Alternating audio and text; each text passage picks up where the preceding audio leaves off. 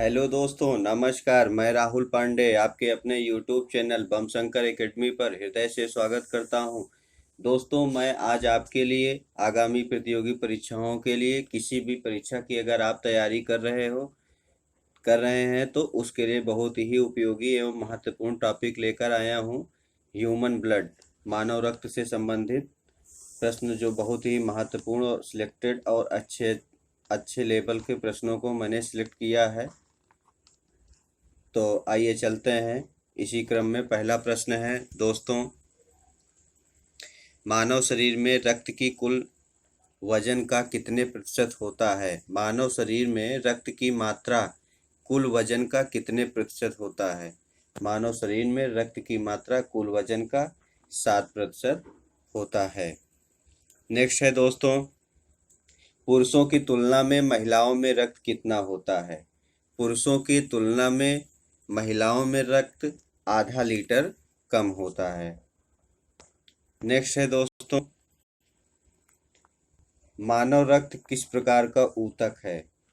मानव रक्त तरल संयोजी ऊतक है, फ्लूइड कनेक्टिव टिश्यू है।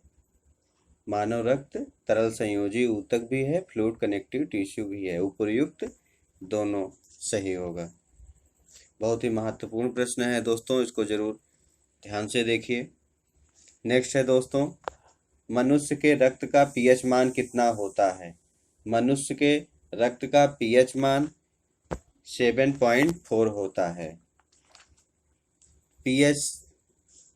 पीएच का फुल फॉर्म है दोस्तों पोटेंशियल ऑफ हाइड्रोजन। इसको पावर ऑफ हाइड्रोजन भी कहते हैं। पीएच स्केल से दोस्तों हम अम्लीय, क्षारीय और उदासीन का पता करने के लिए करते हैं। पीएच स्केल को हम अम्लीय, क्षारीय और उदासीन का पता करने के लिए प्रयोग किया जाता है। नेक्स्ट है दोस्तों, मनुष्य के रक्त का पीएच मान 7.4 होने के कारण रक्त क्या है? मनुष्य के रक्त का पीएच मान 7.4 होने के रक्त क्षारीय होता है। दोस्तों, मैं आपको बता दूं, पीएच का पीएच मान निकालने के लिए जो स्केल होता है 0 से 14 तक होता है। इसमें दोस्तों 7 के पहले यानी कि लेफ्ट बाई तरफ 0 से 7 तक एसिडिक यानी कि अम्लीय होता है, और 7 से 14 तक 7 के बाद यानी कि राइट और दाई तरफ बेसिक, जिसको हम क्षारीय बोलते हैं। इससे हम पीएच स्केल से हम पता करते हैं अम्लीय, बेसिक, अम्लीय और क्षारीय। नेक्स्ट है दोस्तों, मानव शरीर में औसतन कितना लीटर रक्त होता है? मानव शरीर में औसतन 5 से 6 लीटर रक्त होता है। नेक्स्ट है दोस्तों, रक्त के अध्ययन को क्या कहा जाता है? रक्त के अध्ययन को हीमेटोलॉजी कहलाता है। नेक्स्ट है दोस्तों, रक्त के निर्माण की प्रक्रिया को क्या कहा जाता है? रक्त के निर्माण की प्रक्रिया को हीमोपोइसिस कहलाता है। नेक्स्ट है दोस्तों, रक्त के कितने भाग होते हैं? बहुत ही महत्वपूर्ण प्रश्न है, इसको ध्यान से सुनिएगा। रक्त के 2 भाग होते हैं। रक्त के 2 भाग होते हैं, और अगर प्रश्न पूछता है रक्त के कितने प्रकार होते हैं, तो रक्त 4 प्रकार के होते हैं।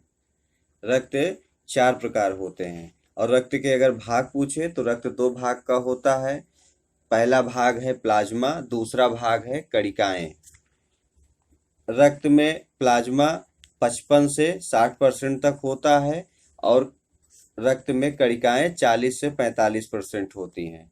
प्लाज्मा में 90% पानी होता है, 1% ग्लूकोज और मिनरल्स होते हैं, और 9% प्रोटीन होता है।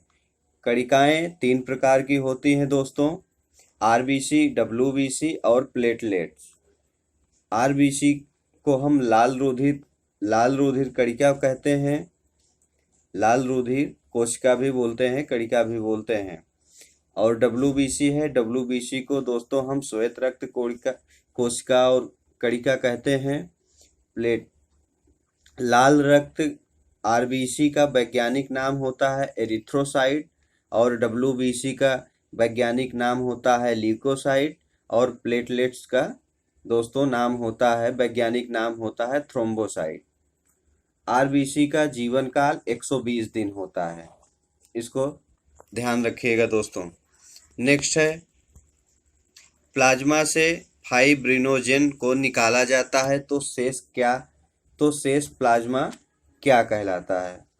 बहुत ही महत्वपूर्ण प्रश्न है दोस्तों, ये आईएएस प्री का प्रश्न है और कई सारे परीक्षाओं में पूछा जाने वाला प्रश्न है। प्लाज्मा से फाइब्रिनोजेन को निकाला जाता है तो शेष प्लाज्मा क्या कहलाता है। प्लाज्मा है उससे हम फाइब्रिनोजेन अगर निकालते हैं तो जो शेष रह जाता है उसको हम सीरम कहते हैं।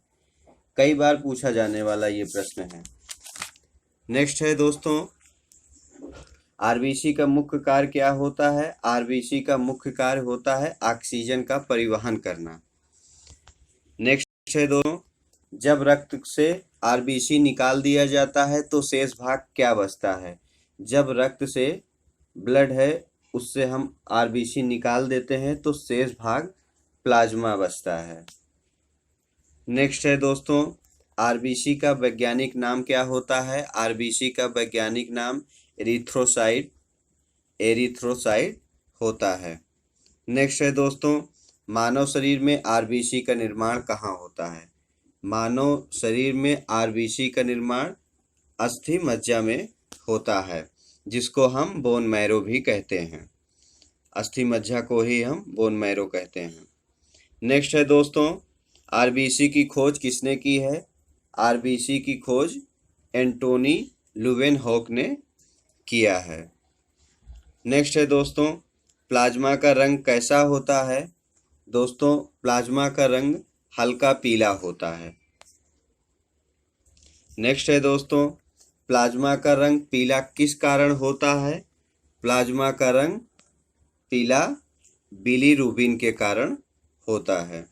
नेक्स्ट है दोस्तों, भ्रूण अवस्था में आरबीसी का निर्माण कहाँ होता है। भ्रूण अवस्था में आरबीसी का निर्माण यकृत, जिसको इंग्लिश में लीवर कहते हैं, भ्रूण अवस्था में आरबीसी का निर्माण यकृत में होता है। इससे संबंधित ऊपर एक प्रश्न था, आरबीसी का निर्माण कहाँ होता है, तो आरबीसी का निर्माण अस्थि मज्जा बोन मैरो में होता है, और भ्रूण अवस्था के समय आरबीसी का निर्माण यकृत में होता है। नेक्स्ट है दोस्तों, मानव शरीर में आरबीसी का विनाश कहाँ होता है। बहुत ही महत्वपूर्ण प्रश्न है। मानव शरीर में आरबीसी का विनाश प्लीहा, यकृत और स्प्लीन, यानी कि इसका उत्तर होगा उपर्युक्त सभी। स्प्लीन को ही प्लीहा कहा जाता है। हिंदी नाम प्लीहा है और इंग्लिश नाम स्प्लीन है। कभी कभी प्रश्न के साथ उत्तर कभी प्लीहा पूछा जाता है, कभी स्प्लीन पूछा जाता है, इसलिए मैंने दोनों नाम लिख दिया ताकि आप लोगों को याद रहे बच्चों। नेक्स्ट है दोस्तों, आरबीसी का जीवन काल कितना होता है। आरबीसी का जीवन काल 120 दिन होता है। नेक्स्ट है दोस्तों, मानव शरीर में ब्लड बैंक ऑफ आरबीसी किसे कहा जाता है। मानव शरीर में blood bank of RBC spleen, प्लीहा, तिल्ली को कहा जाता है, और इसका उत्तर होगा उपर्युक्त सभी। स्प्लीन, प्लीहा, तिल्ली तीनों एक ही चीज है, बस नाम अलग अलग है, तो इसको याद रखिएगा। अगर उत्तर में स्प्लीन पूछा जाए या प्लीहा पूछा जाए या फिर तिल्ली पूछा जाए तो इन तीनों में से किसी एक लगा देंगे, अगर तीनों रहेगा तो हम उपर्युक्त सभी करेंगे। नेक्स्ट है दोस्तों, आरबीसी का कब्रगाह किसे कहते हैं। आरबीसी का कब्रगाह प्लीहा और स्प्लीन को कहते हैं, उपर्युक्त दोनों। बहुत ही महत्वपूर्ण प्रश्न है दोस्तों। नेक्स्ट है, सोते समय आरबीसी की संख्या पर क्या प्रभाव पड़ता है। सोते समय आरबीसी की संख्या कम हो जाती है। नेक्स्ट है दोस्तों, कौन सा विटामिन रक्त का थक्का बनाने में मदद करता है। विटामिन के रक्त का थक्का जमाने में मदद करता है। नेक्स्ट और अंतिम प्रश्न है दोस्तों, पहाड़ों पर जाने से आरबीसी की संख्या पर क्या फर्क पड़ता है? पहाड़ों पर जाने से आरबीसी की संख्या बढ़ जाती है। इससे संबंधित एक प्रश्न था। सोने से आरबीसी की संख्या कम हो जाती है और पहाड़ों पर जाने पर आरबीसी की संख्या बढ़ जाती है। दोस्तों, मैंने आगामी प्रतियोगी परीक्षाओं को ध्यान में रखते हुए आपके लिए बहुत ही महत्वपूर्ण प्रश्न लेके आया। ह्यूमन ब्लड, मानव रक्त से संबंधित महत्वपूर्ण और सिलेक्टेड प्रश्न लेकर आया हूँ, जो आप लोग पूरा वीडियो ध्यान से देखिए। इसके 3 पार्ट बनाया हूँ दोस्तों। अगला पार्ट कल दिया जाएगा आप लोगों को। मानव रक्त से संबंधित 3 पार्ट में सभी सिलेक्टेड प्रश्नों को रखा गया है। पूरा वीडियो देखने के लिए धन्यवाद दोस्तों। नमस्कार। बम शंकर।